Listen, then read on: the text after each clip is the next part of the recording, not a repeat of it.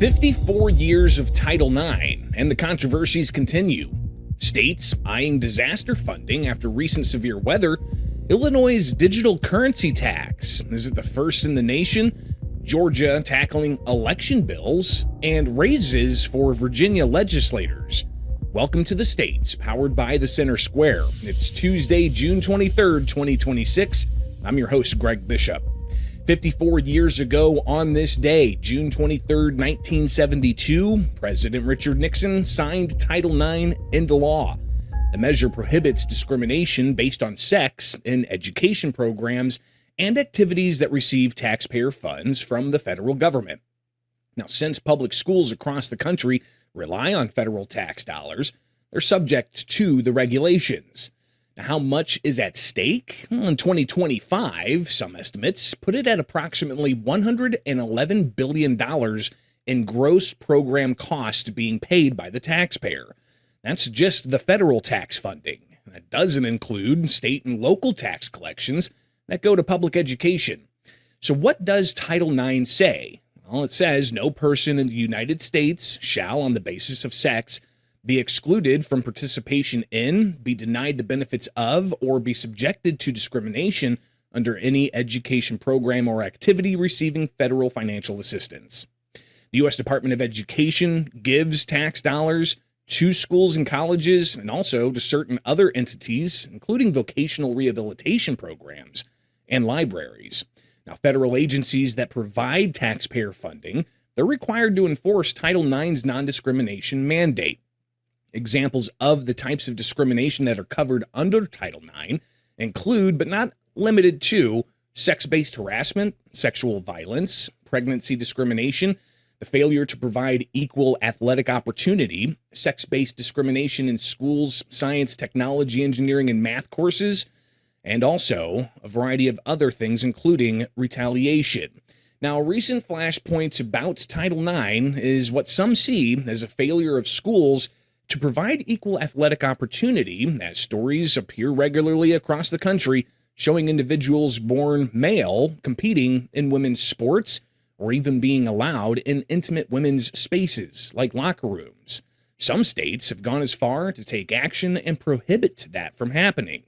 A high-profile case in the U.S. Supreme Court, with a ruling that has yet to be released, focuses on state bans of biological men from women's and girls' sports.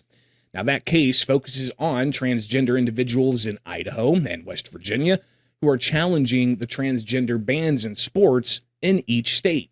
The Center Square's Andrew Rice reports lawyers for the states argue that allowing transgender athletes to compete in girls' and women's sports violates the Equal Protection Clause and Title IX. Justices on the High Court expected to make a decision on these and many more cases before the term ends by July. Meanwhile, Defending Education, a nonprofit, has urged the U.S. Department of Education to rescind the previous administration's 2024 Title IX rule that expanded sex discrimination protections to include gender identity and sexual orientation. Defending Education submitted a letter to federal officials requesting that they revoke the rule non-discrimination on the basis of sex in education programs or activities receiving federal financial assistance. Now, this follows a 2025 ruling from a federal judge that struck down the Biden administration's Title IX rule, stating that it is exceeding its authority by expanding sex discrimination protections under the 1972 law to include LGBTQ+ individuals. In its letter, Defending Education argued that the rule conflicted with the statutory language of Title IX and raised constitutional concerns. Now, joining us to discuss the latest in the landscape around this issue on the 54th anniversary of Title IX is Payton McNabb, an independent women's ambassador. Payton, thanks for taking time with us today. Pretty important day being the 54th anniversary of this. Talk about why this is important. Well, yeah, I mean, I obviously love celebrating the Title IX's anniversary. It's what gave me the opportunities that I had and let me be able to follow my dreams. But it isn't just about celebrating female athletes. It's about protecting the opportunities that make those achievements possible, because the next generation deserves a fair shot that the last 5 decades of women got to have. And they deserve a fair shot, and that's exactly what Title IX was created to protect. So I love Women's Sports Week. I think that the little girls lacing up their cleats, stepping onto the court, diving into the pool with big dreams, those dreams matter, and the opportunities created by Title IX changed countless lives, and we have a responsibility to protect them so that every girl can compete fairly, safely, and with confidence. Talk a bit about what you're anticipating out of the U.S. Supreme Court, what you may have heard from the oral arguments in that case that's still pending. Do you and the women's ambassador, the women's independent women's forum, do you guys feel confident that you're going to have a victory out of that? I really hope so. I've tried to be positive through this whole thing because to me it's like insane that this is even having to be questioned, especially at the highest court in the land. So to me, it should be one of the easiest cases they've ever seen because it should be like I don't know, just like a softball because it's very common sense. But unfortunately, it's not. So you do kind of wonder how it's going to go. You have judges who claim they don't even know, they're not a doctor, so they don't know what a woman is or whatever. But it's insane that it is women justices that are going against this, which is crazy in itself. So I'm trying to be positive and hopeful, and I have been through all of this because I really do believe truth is going to prevail, and then that people on the right are going to get through this. We talked a little bit about the Biden administration's rule that they filed to try to expand the sex discrimination issue to include possible discrimination against somebody based on their gender identity, right? What's your response to that, and what do you think needs to happen more clearly from the Trump administration with the Department of Education? Yeah, I think with the Department of Education under the Trump administration, they have done an incredible job at cracking down on these different stories and giving them a platform and standing up for girls who really felt helpless and like they were crying out for help the last few years and no one was there because they were actively working against women, and we were regressing all this progress that we've made throughout the years by opening it up to everybody and taking away everything that women have fought for and fought to have. So it was really disheartening to see the last administration open it up like that and kind of make it seem like they were fighting against us, because that's exactly what it was. And I felt like I wasn't protected at all. And there are countless women who felt the same way I did. So I'm very thankful that we're in a spot that we're at now and that we've come a long way than we were a few years ago. Is the Trump administration doing enough? I think like there's still a lot to be done, and I think that the way that they've been moving through this, that they obviously care, and since day one, I mean, they campaigned on it, and then seriously actually followed through, which was encouraging to see. So I think so. I think we're moving in a great speed, and of course, there's still a lot to be done. And I think that they're willing to step up and do that. So Payton, to finish up here, share with people how you got involved in this, right? What got you off the bench, so to speak, to get into this particular arena? Yeah, this was definitely not what I thought I would be doing whatsoever. I had no idea what any of this meant. I wasn't going into this like trying to get some kind of career out of it because I didn't want to be a part of any of this political stuff. I just had a real story that happened to me my senior year of high school. I was severely injured by a boy who thought he was a girl, and so many adults just enabled it to happen, and it completely changed my life in the moment, and it led me to where I am right now. I have traveled the country speaking out and sharing my story because what happened to me should have never happened, and I was put in like an impossible situation, it seemed. So I figured if I could share my story and encourage other girls to stand up and speak out before it happens to them, that it would have made it all worth it. So again, I never thought I would be doing this, but the Lord had a plan for me, and I'm trying to follow it the best I can because no other girl should ever experience what I went through. And it was a completely different world a few years ago. So I'm Well, very and thankful. what you've learned here, what kind of advice would you give to younger women who are facing these kinds of things? Yeah, my advice would be not just genuinely to not be afraid to speak up. I mean, you don't owe silence to anyone. And when you know that you're being put in a really weird position. You feel scared and people are threatening you into silence. There's always going to be people who are on your side and help you get through it. So the truth always prevails, and we're on the right side of history. So I'm very thankful to be as well. Payton McNabb, an independent women's ambassador, greatly appreciate you taking the time with us, especially here on the 54th anniversary of Title IX. We'll be right back with more from the States.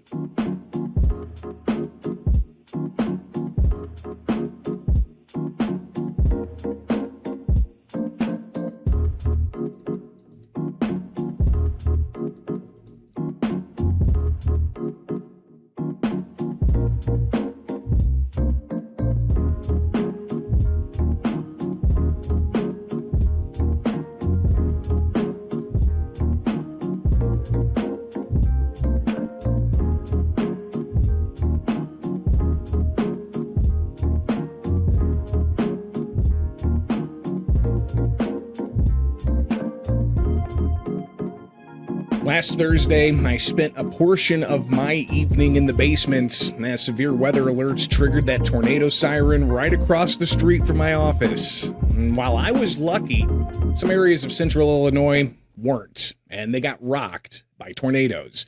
That was on top of other severe weather earlier in the week last week, ripping the roof off an Animal Protective League building just north of the capital city.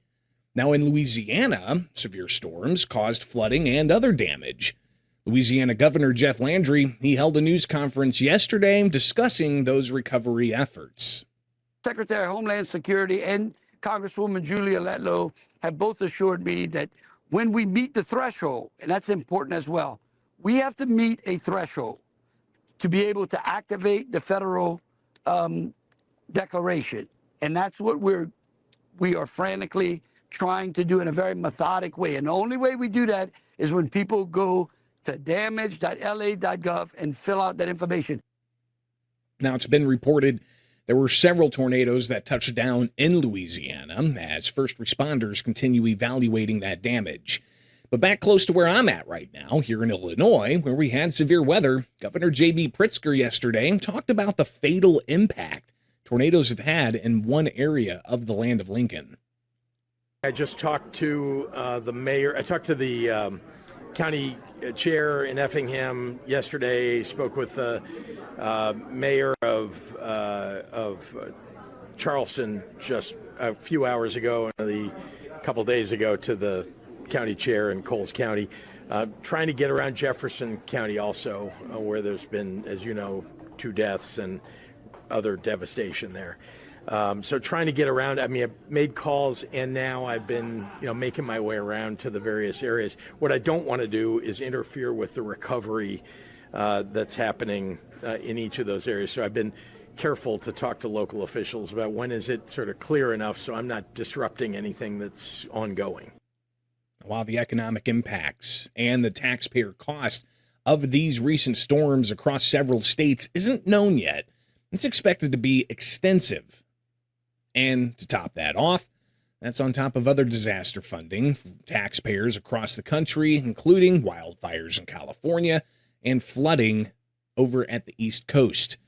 Now, in Illinois, Pritzker reflected on what kinds of response would be coming from taxpayers through the federal government. I mean, one of the big challenges these days, I think you may be aware, is that FEMA is a mess. The Federal Emergency Management Agency, they've cut back significantly on the support that they give when there are emergencies. They are slow in responding with the dollars that they promise.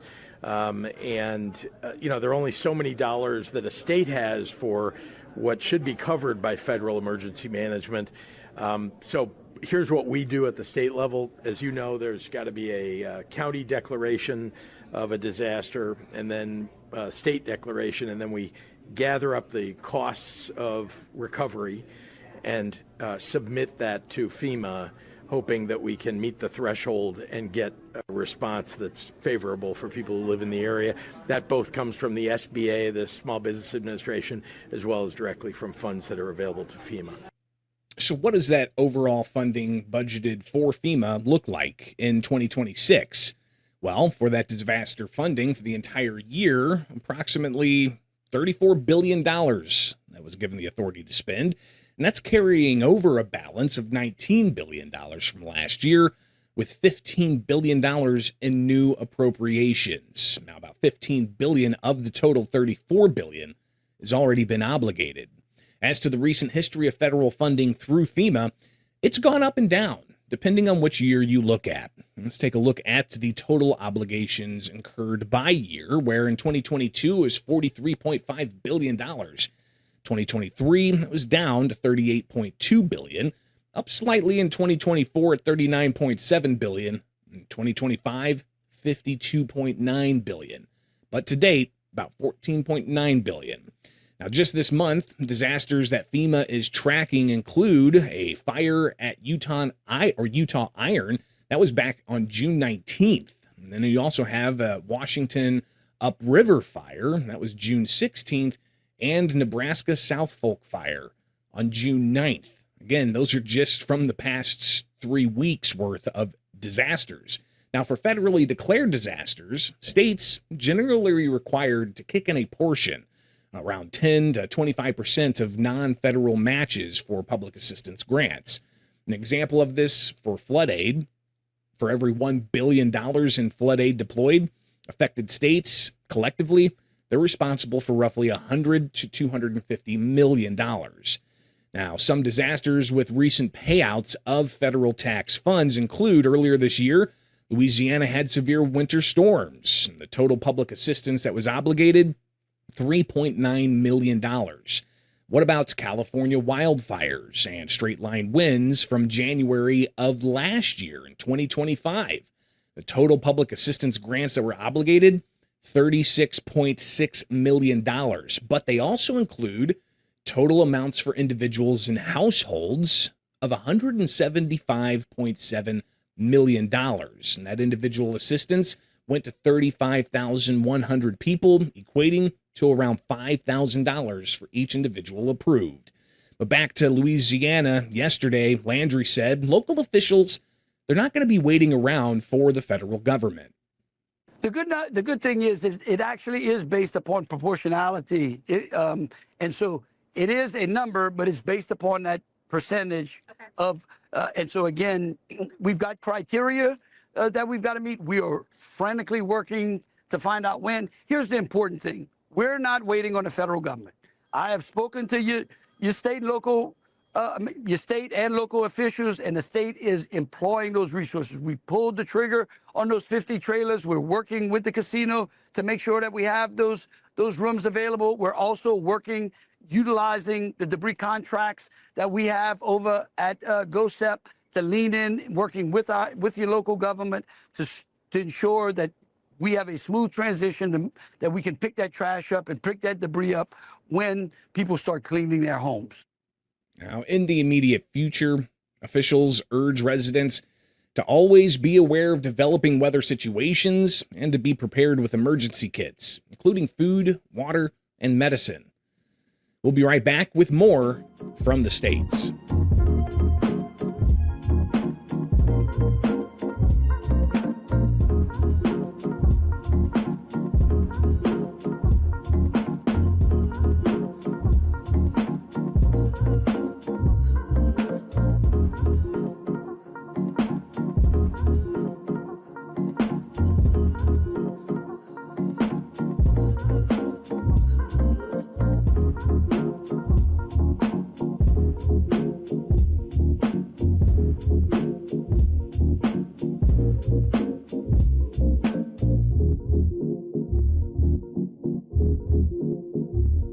Illinois' new budget begins July 1st. And if you have digital currency, plan to buy digital currency or plan to use digital currency for certain transactions, there's a new tax that's going into effect. And some Illinois state legislators say it's the first in the nation.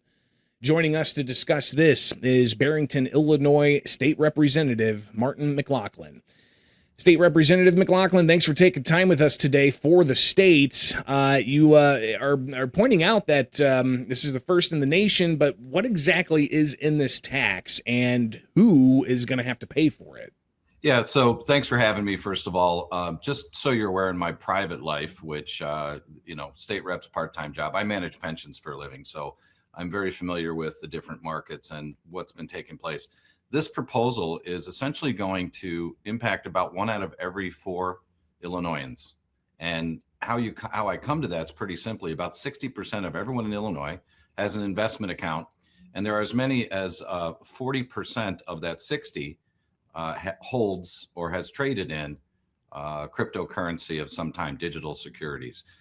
So it's going to impact a significant number of people in Illinois, and it's a 0.2% tax. So for every $1,000 roughly, it'll be about a $2 tax.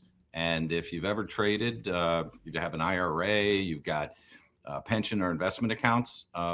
Again, that's a lot of people in Illinois, and it's not millionaires and billionaires. It's the working families that have pension, IRA accounts, and investment accounts who are just trying to get ahead. How do you see this playing out if this continues forward and they bring in substantial amount of revenue? Do you think other states are going to point to Illinois and say, hey, that's some, people piggy bank money that we can tap into?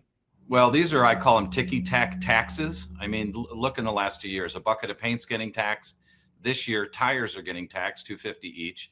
So now, because they can't control the amount of money that they spend, they're looking at securities. And in 2023, the governor proposed an idea for stock and bond transactions, which was a terrible idea. Just to give you the numbers, Greg, it's 25 million transactions on a daily basis in digital, 100 million in individual stocks, and about 10 million in individual bonds. So as you can imagine, there's a lot of transactions, but the objective here really is just to backfill bad spending ideas from the supermajority Democrats.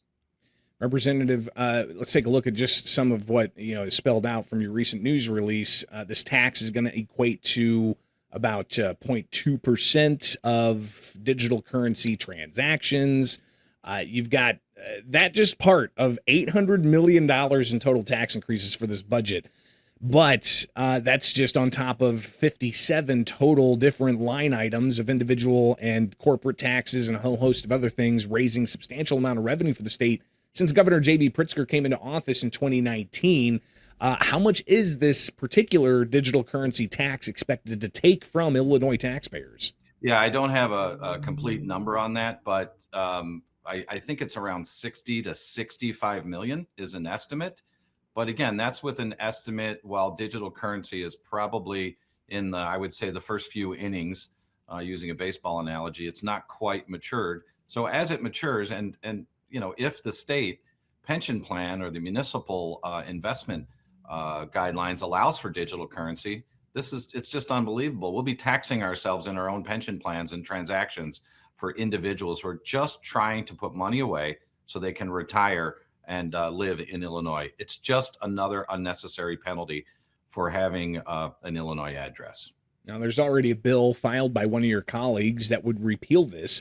State Representative John Cabello told the Center Square's Jim Talamani just this morning that there's some confusion about where this exactly applies. Is it going to be every time somebody uses a digital currency kiosk? Is it going to be between you and the broker that you're buying digital currency through? Is it going to be business transactions, or is it going to be all of it? You're saying it goes even to investment accounts. Well, at the end of the day, if you're trading through any business, right? Chicago, well, let's be honest, we've lost 2 of our major trading. The Chicago Mercantile, no more Open Outcry, Chicago Stock Exchange, they're all gone. But if it goes to the business, it's pretty immature and ridiculous to imagine that business that's transacted will not pass the cost on to its consumers. So when they say it's just a business tax, which is what I think the intention here is, that cost will be passed on to fees to the consumer. So I don't unlink the consumer from a business. Whenever you raise taxes on business, it's not a standalone entity. The consumers are the ones that will pay the price. You had mentioned this digital currency tax could generate $60 to $65 million, but Republicans also critical that this new budget has $800 million of increased revenue. At 60 to 65% is just a fraction. Where are all the other millions of dollars coming from? Yeah, they're coming from net operating loss business deduction changes, and that's a bit of a word salad. But as a business guy, about $400 million in taxes there on businesses. There's taxes on sports wagering, fantasy sports wagering, So when you add it all up, a lot of, well, the tire one is just unbelievable in the last minute. What's it going from $2 to $2.50 per tire? $2.50. Yeah, of course. And, unfortunately, spare tires don't seem to be included in that. But I don't understand why we can't control our spending. Other states have done it. We just seem to not have an appetite in Illinois to do it. And each and every year, we're at least $1 billion or $1.5 billion behind on spending before we get to June, which puts the onus on the supermajority to figure out where they're going to get more revenue from. Revenue is taxes. And they're going to come after our wallets again next year unless they control and limit spending. And they don't seem to have an appetite to do it. Well, and what's driving that? What's driving that increased spending? Is it, pay for employees and unionized workforces with state government? Is it, the inflation that we've all been paying for out of our pockets? What's really driving that? Well, if you remember during COVID, there was about $8 billion in federal resources that we warned the other side of the aisle, do not place permanent spending programs inside the budget. And they did. So we have permanent programs that are increasing every year that shouldn't be in there. I proposed a budget a year ago, along with Jed Davis, the first time in 20 years, a Republican alternative. And we were able to save about $5 billion to $8 billion by just applying business principles to government. Interestingly, Fred Crespo, who's a Democrat on the other side of the aisle, proposed a budget that was $4 billion less in spending, and they removed Fred from the Democrat caucus, and he no longer sits on any committees. So the idea that spending restrictions can happen and need to happen are at least starting to be recognized by some brave Democrats on the other side of the aisle. But if you raise your head, you're going to pay for it. So we need more brave Democrats, more fiscally responsible legislators to understand the only way to curb inflation is through less spending. Milton Friedman said it. I'm a huge devotee. Thomas Sowell, Hayek. Government spending is what causes inflation. And people want to know why we're behind the 8 ball. Let's control spending. It was another year of a last-minute budget drop. Representative having covered the Illinois legislature on the ground for 12 years. It's been that way practically every year. How can minority Republicans force there to be some more budget transparency, not just for Republicans who are expected to vote yes or no on the budget, but also for the taxpayers who ultimately are the ones spending the money for the budget? They don't find out until they wake up the next morning and read that you guys were in session until 5 o'clock in the morning. Well, we had some successes. So LGDF, which should be at 10%, was threatened to go from 6.48 to 6.27. So we were able to keep that at 6.48. So, we've got to register some wins, and that was a win. The gas tax, myself and a few others were going for a complete repeal like Braun did in Indiana. And the governor did give the 1.2 cents per gallon, not what we wanted. We wanted a full elimination while gas prices were high. So we've had a few wins. The Bears, which I've been advocating for to do a straight deal in Arlington Heights, it appears now that the governor's reawoken to the idea of a straight business deal. So there are some wins that we can have. We just have to be concise in our messaging and to be precise in what we specifically want. The Democrats do feel pressure, and people have kind of had enough. So we've got to continue to message on spending. And again, let's return that local government distributive fund back to 10%. It's our money. That would be $1.3 billion going into our communities. So I'll continue to advocate for restoration of 10. I'm not happy that it stayed flat, but it was predicted to go down in February. So we had a win there. But more to the timeline, reporters don't find out that, hey, the latest budget draft is at 3 o'clock in the morning and the Senate's going to vote on it in 20 minutes. And then you find out there was like a $500 billion line item that the governor had to veto. How can you guys force there to be more transparency so taxpayers know with more advance than, less than 12 hours of what exactly is going to be on that spending plan? Yeah, the idea of complaining we're not in the room, I'm not a fan of. So what we try to do is go to subcommittees and try to call out, which we're able to do with a few line items. We need to continue to do that. We need to call out the governor's budget that he drops in February. We need to pick out where the problems are. And then as you get through session, I'd like to be able to say we know what's going to be in that bill. But even the Democrats on the other side of the aisle have no idea until 2 or 3 in the morning. So when it hits, we just have to be ahead of the issues that residents want. And they want affordability, low property taxes. They want to control spending. They want safe schools and better proficiencies. Those are the issues we've got to keep moving forward. And if the voters don't like the trajectory, then vote the bums out. Okay. I mean, let's be frank. If you want to change in the way the state's going and you've got somebody in your district that's been voting for all these spending increases, vote them out of office. It's the only way to make substantive change. We've been talking about the budget process, the taxes, including the digital currency tax, and appreciate your thoughts on that. But unrelated, something else I wanted to get your thoughts on. Our reporter Jim Talamonte reporting that the Tollway Board is proposing big toll increases to kick in after the election in December or January, with automatic CPI-connected adjustments every 2 years starting in 2029. Apparently, this means Illinois tollway users are going to get automatic toll hikes every 2 years to go along with those higher gas taxes every year. You're a suburban state representative. This will certainly impact you and your constituents. What are your thoughts on that? Well, I think the estimate is going to be 45 cents to 90 cents, depending on whether you have an iPass or not. But it's an embarrassment, and let me explain why. I have business partners that come into Chicago from New Jersey, from Florida, and when they come here and they rent a car without that iPass, they're bringing bags of nickels. They look like they all own, washing machine businesses. They can't believe the nature of our toll system. So, yeah, it is wrong to continue on the backs of Illinois taxpayers, but to tie it to the CPI and suddenly act like somehow you're being, you're doing a forecast that's going to, really be fair to everyone. It's ridiculous. It's absolutely ridiculous. People have had enough of it. Businesses are leaving the state.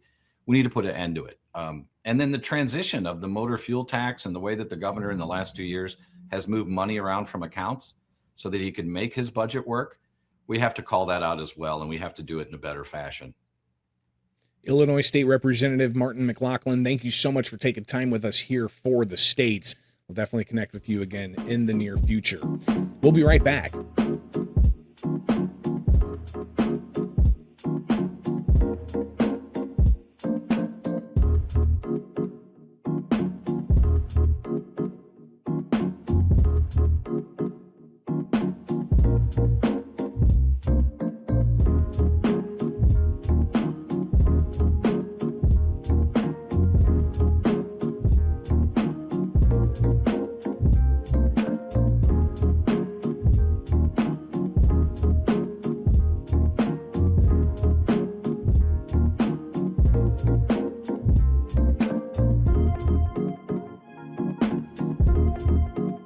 Even Santa Claus couldn't get a favorable vote from Georgia House Democrats Tuesday.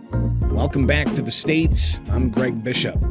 The town of Santa Claus, Georgia, and more than 90 other cities and counties, they sought the opportunity to hold a local referendum on a penny sales tax to help offset property taxes. Now, the referendums needed 2/3 supports in the House of Representatives in Georgia.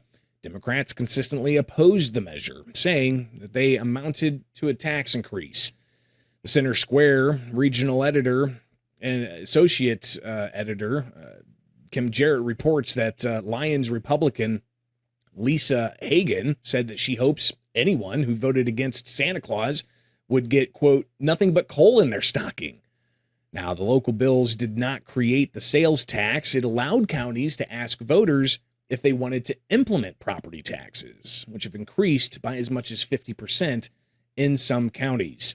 Now, during this ongoing special session in Georgia, with updates you can find at thecentersquare.com, House Speaker John Burns, he warned lawmakers as they reconsider a previous vote that Tuesday would be their last chance to approve the measures.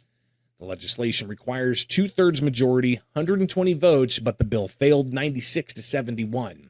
Meanwhile, Georgia election officials and others Monday, they said that hand count ballots for recounts in the top 2 races would be lengthy and costly to taxpayers. The Georgia Senate attached an amendment requiring recounts to a bill originally drafted to extend the deadline to eliminate counting ballots using electronic QR codes.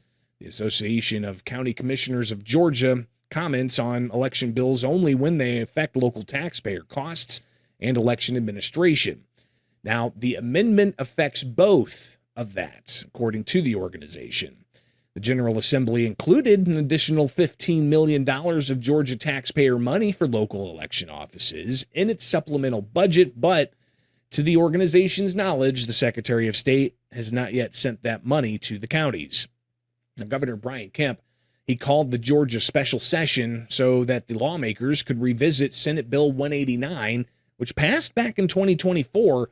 That bill banned counting votes with QR codes effective July 1st, but no alternative method or funding was implemented in the 2 years since that bill's passage, causing concerns and some confusion. Now, another element impacting election law creates a board to make proposals for future election policy. Just this morning, State Representative Stacey Evans questioned State Representative Victor Anderson about what the makeup of that board would look like. Fair, yes. Why would there not be any intentional effort to make sure that the committee makeup is bipartisan as opposed to leaving it to the whims of the people that are making the proposals? Not even a list of recommendations from the minority party or any sort of comparable balance. Why not have something like that? Thank you for the question. And honestly, I have faith in our speaker in the House. I don't think there's a committee in the House, a study committee in the House that does not have bipartisan representation. My conversation with them is that would be appropriate, but we did not want to restrict the speaker as to who those appointments would be. And I have faith that he will exercise that appropriately as he has in the past. Now, the original bill also creates a 9-member committee to recommend a new voting system. The legislation also expands the number of races for post-election audits. Democrats already opposing the bill, saying it doesn't give them a seat on the commission. It passed the Senate over their objections over the weekend. Now, in a separate committee just this morning, State Representative Anderson explained what would trigger a recount in the state of Georgia under this legislation. What we are doing with this is we are basically saying that if there is 0.5% or less difference in the top 2 statewide position races, which would typically be the governor and lieutenant governor, if it's within 0.5%, then it becomes a mandatory recount. There would be a hand count, and that would be funded by the state. So there's a provision in here that the state would reimburse the counties for the expense of that recount. So that's the biggest change to the bill that we had, was replacing that mandatory recount for the top 2 races to basically only races that are close enough to possibly make a difference. But even that measure could be changing with yet another amendment that was discussed between State Representatives Tim Fleming and Gabriel Sanchez to explain how things could be counted. I think that this is beyond the scope of what we're trying to do in this special session. We're trying to fix a QR code issue, not create a vendor bill to give a specific vendor. The question is, how many vendors can actually match what the specific language that you've put in this bill? Hold on a minute, turn your mic back on. Yeah. Well, Representative, this is not a vendor bill. I'm not aware of what vendors are out there that can deal with this or can't deal with this. This is just setting the parameters around what this committee will look at as far as our next statewide voting system. Now, compromise or House votes could come today as lawmakers continue their 5th day of special session. Be sure to get the latest out of Georgia from the team at the Center Square by getting the newsletter free in your email daily, only at thecentersquare.com. We'll be right back with more from the States.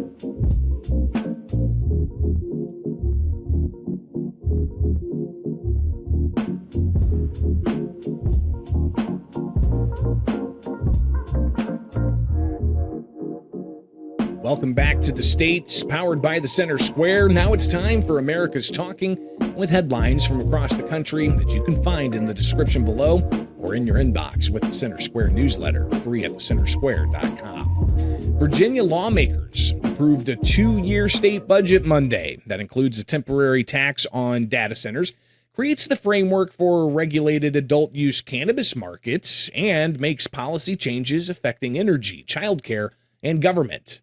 And it gives themselves significant pay raises. The Center Square reporter, Shirley Guerrera, reports the House of Delegates voted to approve the conference reports after the Senate approved it earlier in the day. That measure now heads to first-year Democratic Governor Abigail Spanberger ahead of the July 1st start of the new fiscal year. Now, General Assembly salaries will rise starting January 13th. Senators and delegates will receive $50,000 annually, raises of 183.4% in the House and 177.8% in the Senate, where sessions are scheduled for just 60 days in even-numbered years and 30 days in odd-numbered years. The Speaker of the House of Delegates will receive $72,000. Now, that budget includes about $2.1 million in fiscal year 2028 to fund the salary changes. Now, where does that compare with other state house legislators? Well, according to Ballotpedia, from data in 2024, New York topping that with $142,000 a year for those legislators. California, $132,700 a year. Pennsylvania, $110,000 a year. Illinois, before this new budget that starts July 1st goes into effect, was making $93,700 a year, but now Illinois' budget includes pay raises for the land of Lincoln, and legislators there are going to make over $100,000. Now, something else to consider, that's just the base salary. That does not include leadership positions in some of these states, nor does it include being appointed as chairman to certain committees, which can also bring stipends. And legislators across the country giving their legislators taxpayer funds for per diem to cover travel costs or food or lodging. Meanwhile, conservation tax credits are extended until 2031 in legislation signed into law Monday by North Carolina Governor Josh Stein. The first-term Democrat signed NC Farm Act of 2025-2026, known as Senate Bill 401, and 5 other bills. The Center Square managing editor Alan Wooten reports, as of Tuesday morning, only one bill remains on the governor's desk in the 10-day waiting period for action. The Farm Act makes a number of changes or tweaks to state law, including language pertaining to agricultural water, hog farms, equine, bovine, pest control, and liquid petroleum gas. The bill also strengthens felony punishment for larceny of ungathered crops. And in an effort to prepare for hotter, drier weather in the coming years, state officials are planning to use $268.9 million to pay for expanded water storage across California.